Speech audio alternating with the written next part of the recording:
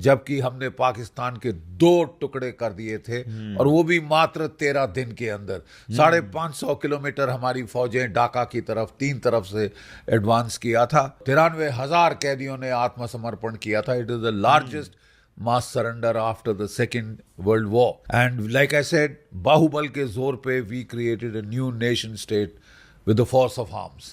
और we marched on an enemy capital, we ensured regime change, और which is the hallmark of a decisive campaign. Right. तो मतलब 20वीं सदी का एक जो डिसाइसिव वर्ल्ड वॉर्स के बाद डिसाइसिव अगर कैंपेन था तो वो 1971 का कैंपेन था, और हम उसके कटिंग एज पे। Thank you. देखिए, mine is the batch of is called the batch of 71।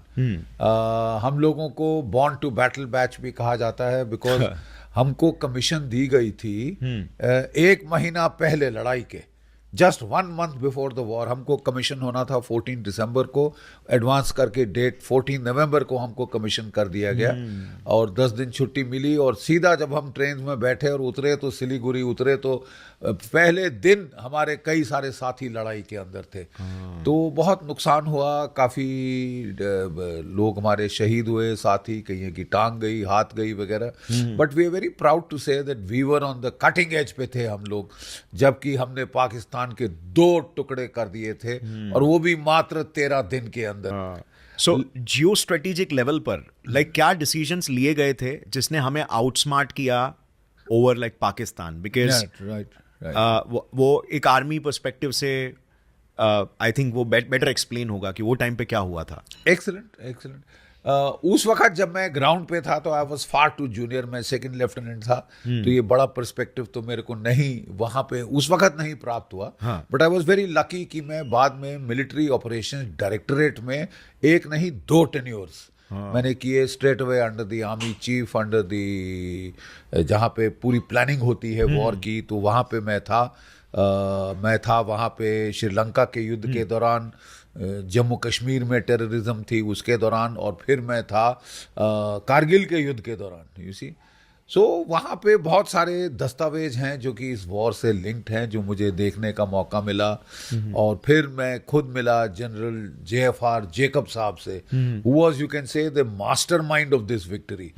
तो उस वक्त देखिए एक बड़ी डिबेट चल रही थी भारत की सशस्त्र सेनाओं में कि भाई अगर हमने हमला करना है तो ये तो बिल्कुल क्लियर था कि हमारा प्रायोरिटी एरिया बांग्लादेश होगा, ईस्ट होगा, और वेस्ट में हम एक होल्डिंग डिफेंस अख्तियार करेंगे, ऑफेंसिव डिफेंस, ताकि वो कोई गेंद ना कर पाए, उसको ऑफ बैलेंस रखेंगे। लेकिन मेन एफर्ट हमारा ईस्ट में होगा, बांग्लादेश में होगा। तो ये ईस्ट वर्सेस वेस्ट थिएटर, ये प्रायोरिटाइजेशन तो हो चुकी थी। अब बांग्लादेश के अंदर सेंटर ऑफ ग्रेविटी क्या होगा? जब हम ऑपरेशन लॉन्च करते हैं तो भाई फोकस एरिया कौन सा होगा? तो वो 2 थे। एक था कि या तो हम जाएं ढाका की राजधानी की तरफ, लेकिन एक और स्कूल ऑफ थॉट था कि नहीं साहब, पाकिस्तान की सारी रसद, सप्लाई, आर्म्स, एमुनेशन वेस्ट से आ रहा है, समुद्र के रास्ते। तो जो चिटागोंग और खुलना की बंदरगाह है, वो की सेंटर ऑफ ग्रेविटी हैं, वो हमारे हाथ आ जाए तो ये फाइनेंशियली क्रिपल हो जाएगा, ये क्रिपल हो जाएगा। नाउ ये जो स्कूल ऑफ थॉट था, सेकंड स्कूल ऑफ थॉट, ये आर्मी हेडक्वार्टर्स में जनरल के Singh, director general military operations होते थे, वो उन्होंने मैनेकशॉ को, फील्ड मार्शल सैम मैनेकशॉ को कन्विंस कर दिया था कि ये सही अप्रोच है। तो जब उनकी ईस्टर्न कमांड में इसके ऊपर डिस्कशन हुई, बातचीत हुई, तो ईस्टर्न कमांड में तब चीफ ऑफ स्टाफ से जनरल JFR जेकब, बहुत कम लोगों ने ये नाम सुना है। बट मैं आपको बता दूं कि जो असली श्रेय जाता है प्लानिंग का इस पूरे ऑपरेशन की, वो JFR जेकब को और जनरल जो एक है इंदर गिल, जो कि DGMO होते थे, इन 2 को जाता है। तो ये दोनों कहने लगे नहीं साहब, जो ढाका की राजधानी है, सारी जो रोड्स हैं, सड़कें हैं, वो वहाँ आके कन्वर्ज होती हैं, ये हब ऑफ कम्युनिकेशन है, नंबर 1। नंबर 2, वहाँ सरकार की सीट है, पॉलिटिक्स वहां से चलता है, you know, that is the command and control centre. Right right. और उसके बाद जो ईस्टर्न आर्मी कमांड जो पाकिस्तान की थी, जिसके जनरल नियाजी साहब वो करता धरता, वो वहाँ उनका हेडक्वार्टर है, ईस्टर्न आर्मी कमांड। सारा नर्व सेंटर वो है। सेंटर वहाँ। इसको आप हिट कर दें तो अपने आप बाकी सब कोलैप्स हो जाएगा। और बड़ी सही बात कही जनरल JFR जेकब ने कि जितना आप अपने ऑपरेशन दक्षिण की तरफ करेंगे, नदियों का पार्ट चौड़ा होता जाएगा। जब वो समुद्र के पास जाती हैं, वो शुरू में 6 से 8 किलोमीटर का पार्ट होता है, समुद्र के पास जाके तो 50-60 किलोमीटर का हो जाता है। उसको पार करना, उसमें ब्रिजिंग करना असंभव है। यू नो, बहुत प्रॉब्लम आपको आएगी, कीचड़ भी ज्यादा बढ़ेगा, स्वम्पी एरिया में आप जाएंगे। And he was absolutely right. और फिर धीरे धीरे उन्होंने सैम को मना लिया और उन्होंने ढाका की राजधानी को की सेंटर बनाया। और ईस्ट से जनरल सगत सिंह आ रहे थे और वेस्ट से आ रहे थे अपने जनरल टेपी रायना, जो कि 2 कोर के कमांडर थे, और वहाँ 4 कोर कमांडर थे वो। और नॉर्थ से फिर हमने हमला किया। वो उसको बोला जाता था कि 101 कॉम जोन एरिया, उसमें वो 20 माउंटेन डेवर कई और डिवीजन के ब्रिगेड्स वहां से निकाल के, हिमालयन फ्रंट से निकाल के वहां डाले गए थे। सबसे जो पहले पहुंचने वाले जो थे ना, वो बहुत स्पीड पे बड़े जनरल सगत सिंह, और वहां बड़े सारे नदियां नाले थे, उन्होंने हेलीकॉप्टर से बाउंस कर लिया उनको। मतलब ब्रिजेज नहीं बनाया, वो सोच रहे थे कि पाकिस्तानी की हम पुल बनाएंगे, ये बनाएंगे, वो बनाएंगे, टाइम लगेगा, बट हम उनको सीधा पार करते गए और ब्लिट्जक्रीग टाइप ऑपरेशन किया। Absolutely right you are. और जिसको बोलते हैं expanding torrent concept of attack, यानी कि जब एक नदी नाला बह रहा है वेग से, कोई चट्टान आती है तो वो सारा जोर नहीं लगाता कि उसको उखाड़ेगा फिर आगे बढ़ेगा, वो दोनों तरफ से होकर आगे निकल जाता है। This is exactly the strategy we followed. And why did we follow this strategy? Because हमने देखा कि पाकिस्तान के नियाजी साहब को भी 2 ऑप्शन थे। एक कि मैं बॉर्डर पे स्ट्रांगली फाइट करूंगा, मैं 1 इंच अंदर नहीं आने दूंगा, which was actually stupid. Yes, क्योंकि इतने बड़े तो आपको उतनी ताकत नहीं थी कि आप 1-1 इंच को रोक सकें। और दूसरा था कि मैं ढाका का जो ट्रायंगल है कोर, जो कि 3 नदियों के बीच के ट्रायंगल में, मेघना, पद्मा, ब्रह्मपुत्र के बीच में वो पड़ता है, तो उसको स्ट्रांगली डिफेंड करूंगा और लाइटली फाइट करूंगा। अगर वो ये करते तो हमारे लिए बड़ा तकलीफ हो जाती। लेकिन उसने ये नहीं किया। Right, they had 2 options to choose. उसको बड़ा विश्वास था अपने ऊपर, आत्मविश्वास की नहीं साहब मैं 1 इंच नहीं अंदर आने दूंगा। जैसे कि 65 वॉर में हमने कोई 10 किलोमीटर जा चुके लाहौर की तरफ, और सियालकोट में उतना ही 8-10 किलोमीटर, तो 8-10 किलोमीटर में हम इनको रोक देंगे। ये सोच थी जनरल नियाजी की। जनरल जेकब ने जब देखा कि उसने इसके मुताबिक डिप्लॉय किए हैं अपने फोर्सेस, फॉरवर्ड डिप्लॉयमेंट की, तो उसने बाईपासिंग टेक्निक शुरू करी कि फॉरवर्ड जो मोर्चे है, जो किलेबंदी है, उसको बाईपास करो और गहरे घुसो। जैसे कि पानी, मैंने बताया, पत्थर पे टक्कर नहीं मारता रहता, राइट, दोनों तरफ हो गया, एक्सपेंडिंग टॉरेंट, बाईपास करके ढाका की तरफ जाओ। और ढाका गिर गया तो सब गिर गया, it is the key stone, everything will fall. और बिल्कुल यही हुआ। और फिर हमने पहले तो ये जो 2 मेन अटैक्स किए थे, और अफसोस की बात यह है कि जो 2 कोर के जनरल रायना साहब थे, उन्होंने बोला नहीं साहब, आर्मी हेडक्वार्टर ने कहा है कि इनकी तरफ जाओ, तो वो मुड़ गए यहाँ ढाका की तरफ जाने के बजाय, नहीं तो और भी जल्दी पकड़ लेते हम लोग। और वो जाके दलदल में फंस गए। एक्चुअली बिल्कुल वही जो हुआ जो जेकब साहब ने कहा था। बट हमने ईस्ट से जनरल सगत सिंह बहुत स्पीड से आए और ढाका को बिल्कुल वो तोपों की जद में ले आए। और तब हमने उसके पहले नॉर्थ में एक ऑपरेशन कर दिया था।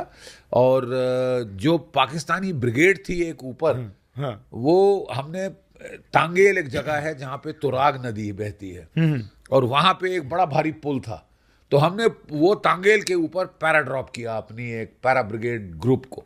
ठीक है, पैरा ब्रिगेड की एक बटालियन थी और एक छोटे मोटे दस्ते और थे।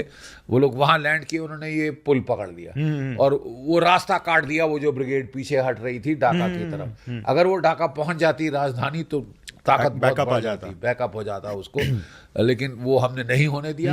और फिर सबसे पहले जल्द से जो first troops to enter Dhaka were these paras, जो 2nd पैरा के जो पैरा ट्रूपर्स थे जो तांगेल पे लैंड किए थे, तो और फोर्स बढ़ गया वहां पे, तो और फोर्स बढ़ गया। और उसके पहले हमने क्या किया साहब कि पिन पॉइंट बम्बिंग करी। हमको मैसेज आया कि साहब ये जो है ढाका में जो गवर्नर्स हाउस है वहाँ बड़ी कॉन्फ्रेंस होने वाली है, जिसमें आर्मी, नेवी, एयरफोर्स और सारे सिविलियन अटरम पटरम सब के सब लोग वहाँ पे आएंगे, टॉप जो लीडरशिप है। तो हमने अपने 4 जहाज भेजे MiG-21, वो रॉकेट से लैस। उन्होंने जाके लो फ्लाइट करी और सीधा जहां कॉन्फ्रेंस हो रही थी साहब, वहां वो जो उनकी बड़ी बड़ी बे विंडोज थी ऐसे, उनके थ्रू रॉकेट दागे और अपने जनरल नियाजी और गवर्नर साहब वो तो दुबक गए सारे के सारे टेबल के नीचे, सारे शैंडलियर्स टूट टूट के पड़े, कांच चकना चूर हो गया, वहां बहुत बुरी हालत हुई। और नियाजी तो फपक फपक के रोने लगा बच्चों जैसे कि पिंडी में बैठे हरामजादों ने मरा दिया। वो जो गवर्नर साहब थे उन्होंने नीचे से हाथ निकाला और वहां लिखा आई हेयर बाई रिजाइन, मैं रिजाइन दे रहा हूँ। मतलब ये उनका मनोबल टूट गया था, कॉन्फिडेंस ही शायद। और अगले दिन भी अटैक किया तो नियाजी के हेडक्वार्टर पे अटैक किया, पिन पॉइंट एयर अटैक, और इससे इनका बिल्कुल कमर टूट गई साहब। राइट। और तब जनरल जेकब साहब हमारे वो हेलीकॉप्टर लेके फ्लाइन करे, उनको मैनेक्शॉ ने बोला गेट अ सरेंडर। तो उन्होंने सीज फायर के लिए टॉक्स मांगी थी अमेरिकन के थ्रू, ये वो ये एंड ऑल दैट।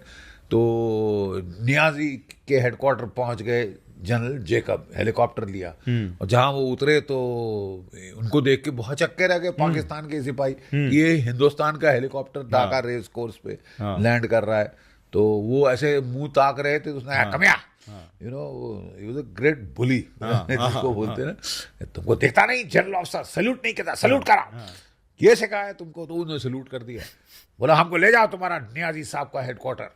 तो वो बेचारे जीप ले आए, उनको ले तो वहाँ जनरल नियाजी के पास पहुंचे, बोले general Niazi the game is up, ये सरेंडर डॉक्यूमेंट्स हैं, ठाक करके मुंह पे फेंकी, मैं तुमको 20 मिनट दे रहा हूँ, इनको देखो और उसके बाद इनको साइन करो। बोले सरेंडर, लेकिन मैंने तो सीज फायर मांगा था। कहता है जनरल नियाजी तुमको तुम्हारी हालत पता है, कल ही तुम बॉम्बिंग से बाल बचे हो जिंदा, तुम चाहते हो मैं फिर बॉम्बर तुम्हारी तरफ भेजूं? हमको पता है तुम कहाँ पे हो, कहाँ रहते हो, कहाँ छुपते हो, ठीक है। और दूसरा, तुम जानते हो कि मुक्ति बाहिनी के लोग ढाका में आ गए, तुमने इनकी औरतों के साथ जो हाल किया था, ये तो तुम्हारी खून के प्यासे हैं, तुमको तो ये वो जो बकरे काटने वाली जो होती है मैशेट, उससे काट काट के तुमको तुम्हारी औरतें बच्चों के क्या हाल करेंगे, तुम मरवाना चाहते हैं अपने सिपाहियों, do you understand?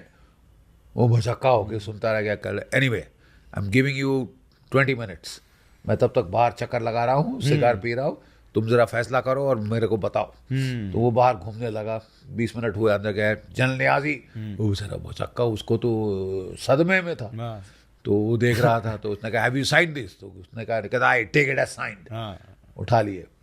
You will surrender your sword to general Jagjit Singh Arora today at 4 o'clock in the Dhaka race course. But I don't have a sword.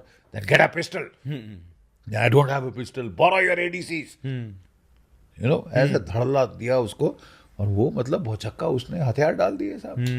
93,000 कैदी, जो तो कॉन्फिडेंस ही चला गया, पूरा डर गया full. That is what I'm saying. It is the power of personality in war. Right. The power of personality. This was more like a negotiation. This was more सामने वाले को एकदम लोएस्ट हावी हो जाना उसके माइंड के ऊपर, you know?